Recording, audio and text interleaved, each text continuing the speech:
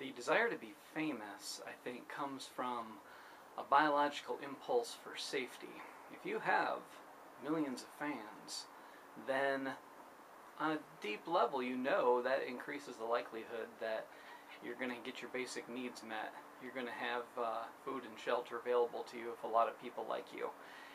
And when I look at my own history of desiring fame, one thing that stands out is an early childhood experience that I think was symbolic. I think the universe sometimes gives us messages that we don't understand till years later. And for myself, when I started school, when I was in kindergarten, I had a crush on a girl named Holly Wood. That was her first and last name, Holly Wood. And, you know, this was my first exposure to people outside of my relatives, friends of the family, and my immediate neighborhood. And what did I find? Holly Wood. And she had no interest in me. And I think that in my adult life, it's you know, painfully obvious that traditional Hollywood, the place a little south of me here in California, is also not interested in me. And there have been times, you know, I even tried to write a screenplay with a friend that I wanted to be accepted by Hollywood. And I've had other ideas for TV shows and wanted to, you know, get those made, had a contact, a friend who had contacts, and, you know, just finding ways to get that security.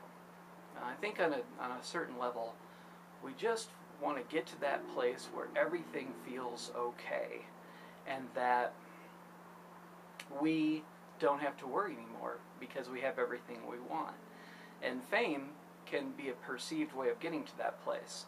But a lot of times what really happens is that attention, you know, fame is highly connected with attention. It becomes a drug, and so you just want more of it.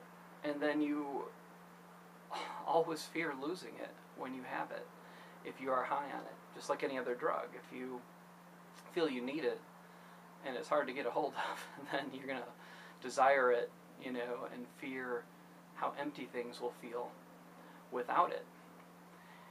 And with fame, you can always count on it to give you a initial high, but it doesn't help you get to that which gives you that true sense of fulfillment, which is self-love and loving relationships, loving real relationships. And if you have millions of fans, that can be an impediment. It doesn't have to be, but it can be an impediment towards how you find what is truly satiating. Because millions of fans will not allow you to get to that place of self-love, especially if you depend upon it. And if you have millions of fans, then those are not real relationships. Real relationships are those that require being known fully by the other person and still being loved and accepted. So you're obviously not going to share the more vulnerable parts of your existence. You're going to, if you're a celebrity, you're going to be performing all the time. And so whether you're in a film or on a talk show or posting on Twitter, you are perpetuating a perceived image of who you are. And that does not show the whole picture, because you will not be invited to be on TV shows and films if the full picture is known in most cases, because that's not what is desired at this time of celebrities.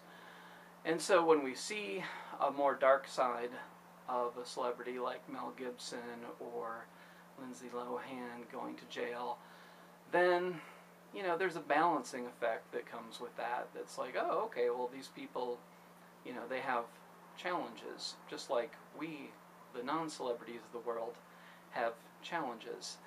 And so part of the fixation with the dark side of celebrities is about getting away from that illusion that their life is completely okay.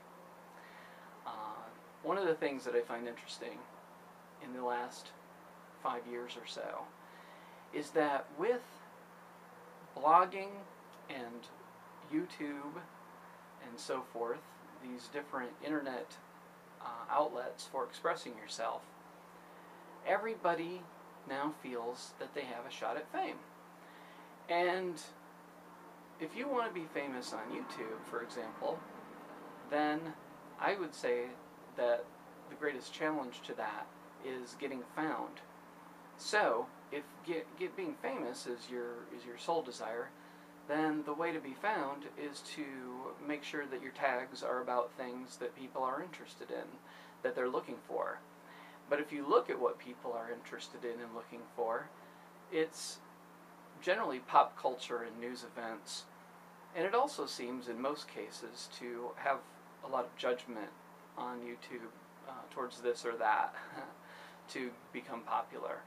So I would like to receive more views because of my own attachment to fame, but it's very rare that something that happens in the news or pop culture interests me enough to talk about, and for myself, for it to be interesting and to be aligned with what I perceive as my purpose. I feel like I want to tie it back in with spiritual and personal growth, whatever the topic is. So people don't often go on YouTube and use the search term personal growth, ego, whatever, and so that creates an inherent limit to what kind of an audience that I can find. So for me, it becomes a matter of just expressing myself and sharing thoughts when I feel guided to do so, and not becoming over-attached to the outcome, because that can just lead to another form of suffering.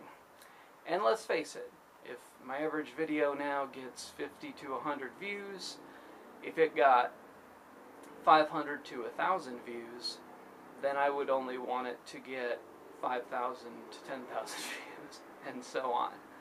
And it, until I became the most popular speaker on these topics, and surpassed Deepak Chopra in Twitter followers, then, only then, might I feel a glimpse of ego satiation on that level. And that's quite a setup for failure. So I find it more peace-inducing to find enjoyment from things that I can really count on in life, such as getting away from thinking so much and getting away from desires and attachment, and being more content in the moment and having gratitude for what I have in my life. On Twitter, speaking of Twitter, I follow a combination slightly more towards comedians, and then maybe 60 to 70% comedians and 30 to 40% spiritual teachers. So it's interesting to follow what they are communicating about, and it's such a clear distinction between these two kinds of messages that are listed there. On one hand, people that I think are funny are, coming up with clever ways of phrasing things and posting to things that are funny, videos and pictures and so forth. And the spiritual teachers, Deepak Chopra, Marianne Williamson, and so forth, they are giving out little reminders for the most part. And both of them, spiritual teachers and comedians, are promoting themselves, of course. That's a big part of Twitter, is self-promotion, and here's my next gig. But I think that there is this balance within me in which I'm drawn towards comedy, and my next video that I do will be about that topic. But thanks for listening to this one about fame.